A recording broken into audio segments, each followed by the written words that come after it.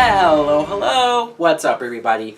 My name is Mike Brown, aka ReviewKingMB, and I could not wait to do my spoiler review, spoiler talk for the Suicide Squad. I needed to talk about it, really get into the nitty-gritty and the details of why I personally love this film. I'm going to try not to defend the movie like I did with Batman v Superman. I feel like it's the same thing all over again because nobody likes Suicide Squad, especially as much as I did. But that's okay. We're going to talk about it.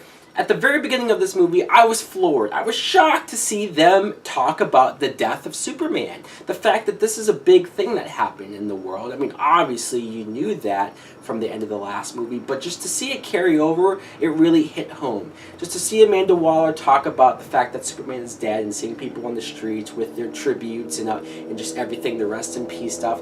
I appreciated that. It made it feel like, yes, this is their world, this is their universe, and it's all connected. And also the fact that Superman's death was the catalyst, was the reason why or how Amanda Waller was able to get this project going. Because there's no, or at least as far as Superman goes, the most superpowered person on their side, that person's gone. We need superpowered people, metahumans, or just people that are expendable to save us, to protect us if we need it.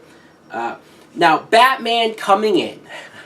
I think we all knew from the trailers and from the footage that we saw of Batman on top of the Joker's car that he was going to be in the movie, but I thought it would be that one scene, and that's it, if we're lucky. But this, like when you see him swoop in and catch Deadshot, the way that he did in front of his daughter, all of that was great. I love seeing Ben Affleck as Batman because, yeah, we saw him in Batman v Superman, and I thought he was great, but he was very angry in that movie, just pissed off all the time. It was cool to just see him as just a regular vigilante, a regular crime fighter on the streets, doing stuff that Batman would do and saying things that Batman would say. He felt more like Batman just in these couple of scenes, and I appreciated that. It's making me get used to Ben Affleck more as our current Batman. The stuff with him going after Harley Quinn and Joker, I love that, and I love that for one specific reason, or more than one, but this one in particular.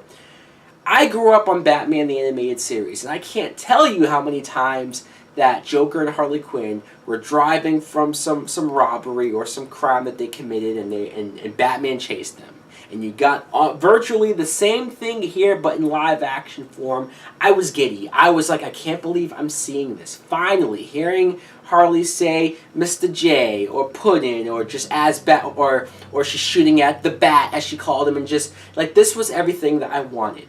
Just to be able to see this in a movie was a long time coming, and I had to have the smile permanently removed from my face because it would not go away for the remainder of the movie. Her origins, her backstory with the Joker, and seeing her as a psychiatrist fall in love with him. I appreciated that they stayed for the most part true to her origin.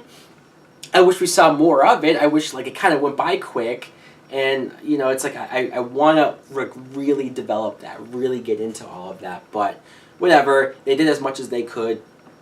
And the quick flash of seeing her wearing the Jester costume, I mean, it was only for like 4 seconds, maybe. But her and Joker, he's wearing the tuxedo, just like the classic illustration from the comic of him in the tuxedo with her in the Jester costume and they're slow dancing. Like, that was the best thing ever. Again, I was just so with the movie for going full comic book mode just in those moments alone. Jared Leto as the Joker, I talked about how great I thought he was. Sure, it's very small scenes that he has. It's not a lot. You wish he was in it more, but and I understand there's like 10 minutes worth of footage with him that was cut out, and that sucks. But there's so much that they're juggling already. This story is filled with so many characters and so much shit going on. I get it. I get why you had to trim some of it down. It sucks that the Joker had to be the character, or most of the character that got cut out, but I understand why it had to happen. And somebody commented in my non-spoiler review for Suicide Squad, and they made a good point about how they saw this relationship with Harley Quinn and Joker, and it wasn't like the comics, really, or how they were very affectionate towards each other. They were very much in love with each other. And sure, for Harley, that's very true. But Joker, traditionally, he's abusive. He's a dick to her. He's just an asshole. He treats her like shit. And I think he does care about her, but he doesn't show that he cares about her. And it makes Harley look kind of dumb because she's constantly going back to him or not seeing it for what it is. And yeah, I get why if you're a traditionalist that might be weird, but this is the very first movie. You're introducing these characters, you're introducing the idea of the Joker being in love with somebody for the first time on screen, so I like the approach that they took. I think because of the ending, because he breaks her out of prison the way that he does, and I love that, I do, I think the next time we see them, whether it's Suicide Squad 2, whether it's your Batman solo movie, or whether it's a Harley Quinn standalone movie, I would love that. Like, imagine Harley Quinn and Poison Ivy as your main characters, best friends, partners in crime, doing a bunch of crazy shit, and maybe Batgirl's trying to catch them. I don't know. I would just love to see that. But either way, I think the next movie with them, that's where we'll see that abusive relationship. That's where we'll really develop just how bad of a boyfriend Joker is to her. And then that's where she breaks away from him, stands up and says, I'm not taking it anymore, becomes a strong character. So we have time to build to that.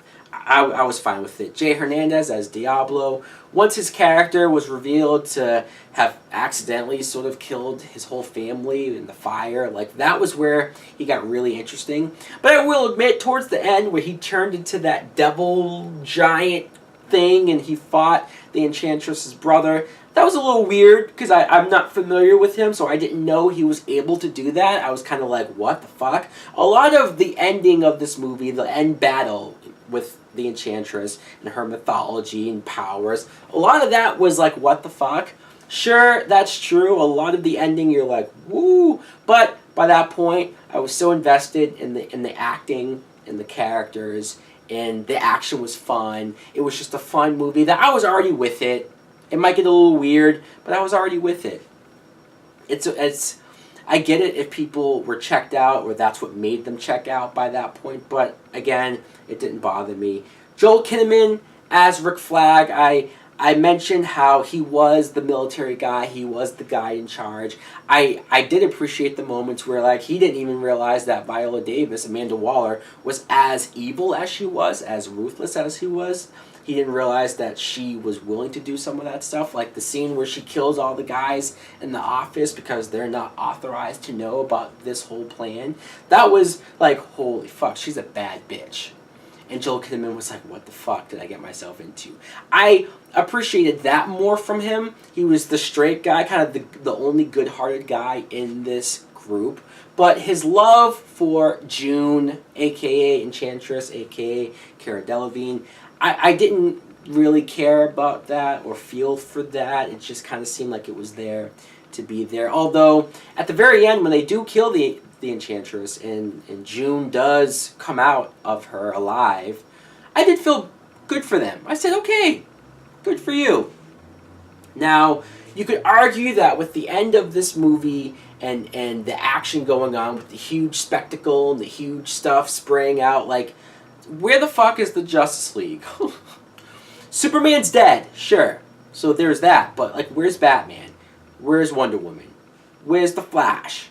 Where's Aquaman could be on the other side of the world. We don't know. But you could say that the timeline of this movie is during the time when Bruce Wayne is off looking for the Justice League.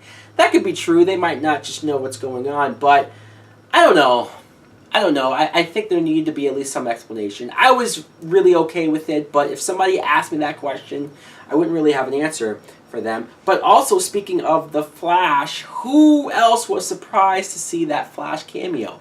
I know I was. I was not expecting to see him swoop in there and take out Captain Boomerang, especially because I wasn't too high on Ezra Miller in that Justice League trailer. I wasn't too like blown away by it or laughing like virtually I guess everybody else was.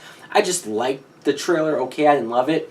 But in that quick few seconds of seeing him and he cracked a joke and then took Boomerang out, I liked him. I was like, okay, you know what? He sold me more in these few seconds than he did in that sequence in the trailer, more so here. And last but not least, let's talk about Bruce Wayne, the mid-credit scenes of him talking to Amanda Waller. That was cool. just the fact that they have this secret understanding, mutual agreement almost. She knows that he's Batman, and he kind of knows what she's doing. They both don't like what they're doing, but they kind of just accept it for what it is right now. You could say, really, another person knows who Bruce Wayne Batman is? This makes more sense than fucking Lex Luthor knowing for, I don't know how he knew. He just knows everything. He just knows everything. But Amanda Waller figuring it out or finding out and them having this agreement, that makes a hell of a lot more sense than anything else. So, again, I enjoyed this movie. I had a lot of fun with this movie. I can't wait to go out and see it once again because I think I'll enjoy it just as much, if not more. Thanks for watching. Let me know in the comments below. Let's, spoiler talk here. What was your favorite parts of the movie? Your least favorite parts? Who was your favorite character? Your least favorite character? Thanks for watching. Like, comment, subscribe.